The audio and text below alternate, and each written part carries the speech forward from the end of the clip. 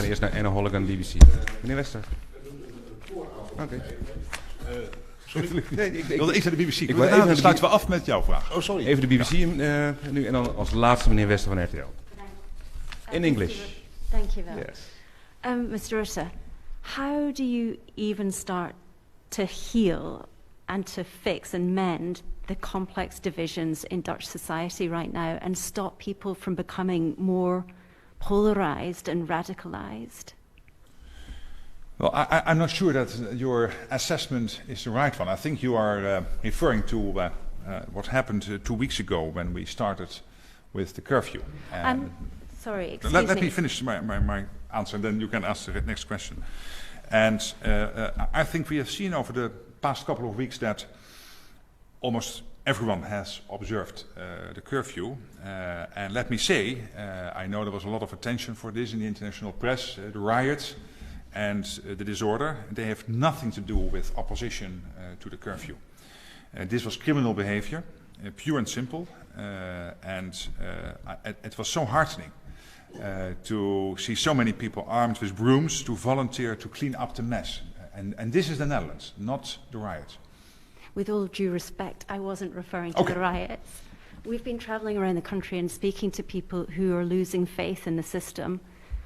They saw the U-turns over the COVID response. They saw the benefits scandal, the government collapse, the last in the EU to start vaccinating people.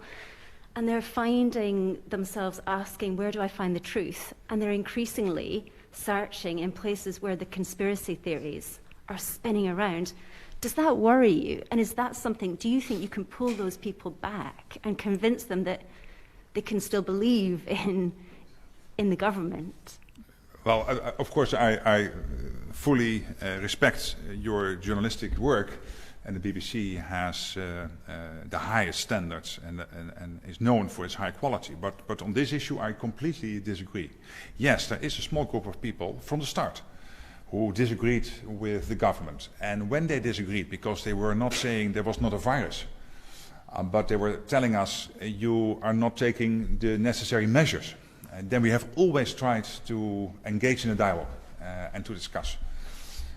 But the amount of people in the Netherlands who really are saying we are open to the conspiracy theorists is a very small number. And when we look at all the opinion polls and all the signals I'm getting myself, walking on the streets, my colleagues, and what we see reported in the Dutch press, and therefore also in that sense reported back to the government, is that there is large-scale support for the fact that we have to collectively to fight this crisis, that we have to collectively observe all the rules and regulations.